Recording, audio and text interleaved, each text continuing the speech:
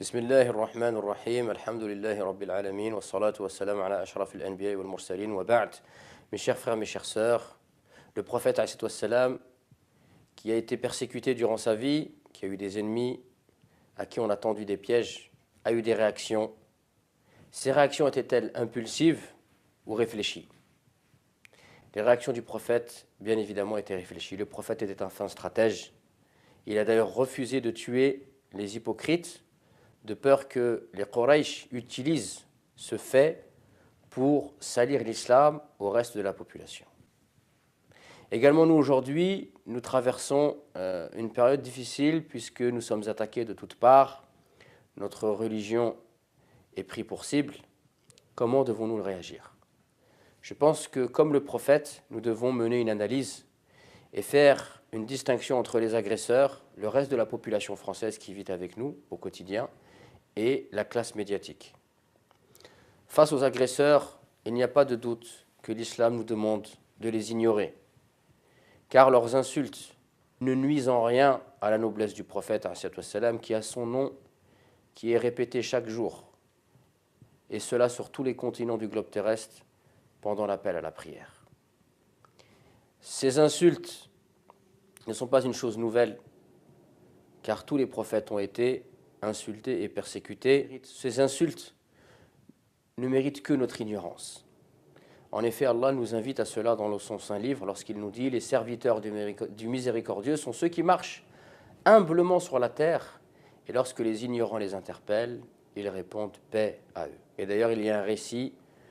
Une fois, Abu Bakr Siddiq était assis avec le prophète, il était en train de se faire insulter, il ne répondait pas, et dès qu'il a répondu, le prophète s'est mis en colère et est parti. Et Abu Bakr, voyant cela, il a demandé au prophète « Pourquoi, lorsque j'ai commencé à répondre aux insultes, tu t'es mis en colère et tu es parti ?» Et le prophète lui dit « Tant que tu ne répondais pas, un ange répondait à ta place, mais dès que tu as répondu, c'est le Satan qui est venu, et il ne me convient pas de rester dans un endroit où il y a Satan. » Ensuite, face aux Français qui vivent avec nous et qui eux aussi sont victimes de cette manipulation, puisqu'on essaye d'opposer dans la société française les musulmans au reste de la population, on pense que nous avons le devoir de mettre des passerelles, de dialoguer, nous avons un devoir d'ouverture.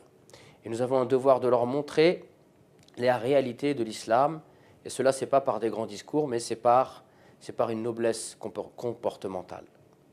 C'est par une noblesse comportementale.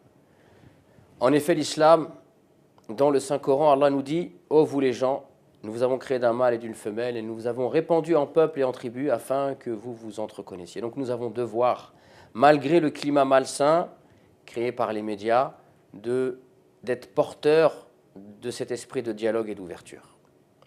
Enfin, face aux médias, je pense qu'il faut avoir conscience que le rôle des médias dans ces affaires est plus nocif et plus vicieux que les agresseurs eux-mêmes, car les médias exploitent ces agressions, les mettent en scène afin de grossir ces événements qui pourraient passer inaperçus si les médias ne s'en faisaient pas l'écho.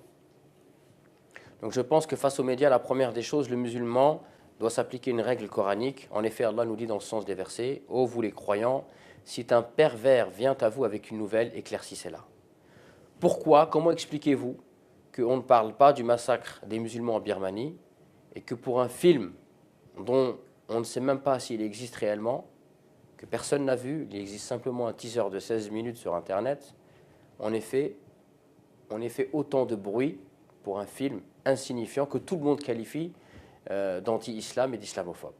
Pourquoi avoir relaté cet événement avec autant d'insistance? Donc je pense qu'il faut boycotter les médias et plutôt que de payer une redevance télé, eh ben, on devrait se débarrasser de nos télés et de payer une redevance télé à une association qui pourrait contribuer à faire émerger des moyens de communication alternatifs dans lesquels nous pourrons promouvoir nos valeurs de tolérance, d'ouverture, montrer le réel visage de l'islam et ainsi contrecarrer la propagande médiatique qui ne pousse qu'à la division et à opposer les Français musulmans aux autres Français. Barakallahu fikum. Assalamu alaikum wa rahmatullah.